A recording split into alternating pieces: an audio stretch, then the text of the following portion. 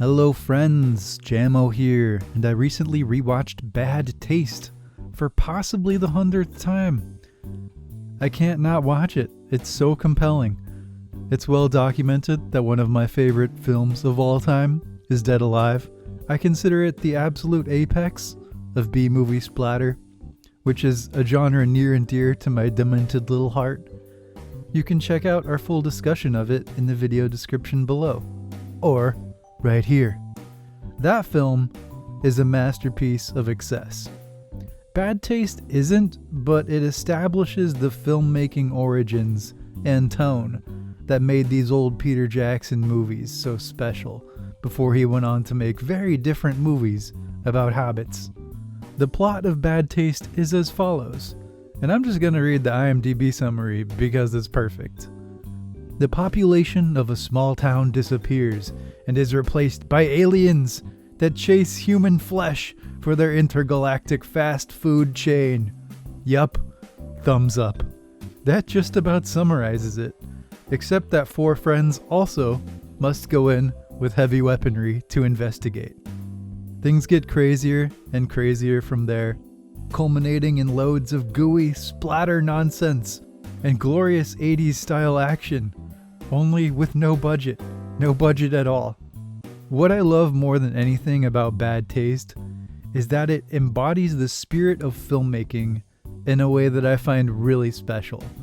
There was no film industry to speak of in New Zealand at the time, so Peter Jackson made this whole movie by himself over the span of 4 years on the weekends, starring himself and his friends.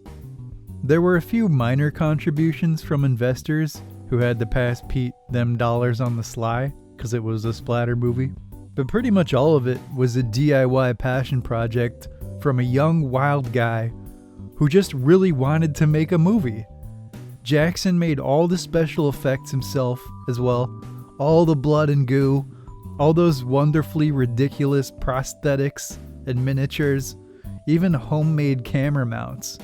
All that was Pete, using the very little time and money he had while not working. His equipment was so bad that he had no way of recording sound while shooting, so all the sound, all the dialogue had to be added in post. Another charm this movie has is that even at this early stage, you can tell that Peter Jackson had serious chops. There's a lot of really inventive and accomplished filmmaking prowess here. Not on like a Scorsese level, of course, but far and above the level of like most direct-to-video cinema. But there are some really complicated shots in this movie, and it acts as a nice foreshadowing of where his career would go. You may like some of his movies more than others, but what cannot be denied is his skill as a visual director, and this is the origins of that. A couple other things to note as well. Bad Taste is a gross movie. There are tons of practical effects in here, and they're all really well done, but you have to have kind of an inurement against movie gore, like movie blood, and understand also that this is like for the purposes of comedy, right? It's hyper violent, but it also is super comedic. It's almost operating on the level of something like Looney Tunes. But if you're squeamish about blood and gore, as you can see from the screen behind me, this might not be the movie for you. But I also love the characters, it must be said. The characters in this are wonderful. Peter Jackson plays two people actually, and there's one shot in particular where they interact with each other, which is really cool. But Derek, I love Derek, he's a wild man. He has some of the best scenes in the movie, bar none. I think a lot of the images that'll end up being behind me are of Derek / Peter Jackson. But you can't forget Ozzy with his mullet and love for heavy weaponry, and Frank with his cigar. It's just a fun movie, and I don't know if I've hammered that home enough. And that's Bad Taste. Bad Taste is a fantastically fun movie. It has bonkers characters, a ridiculous concept, and is an enduring symbol of DIY filmmaking at its finest.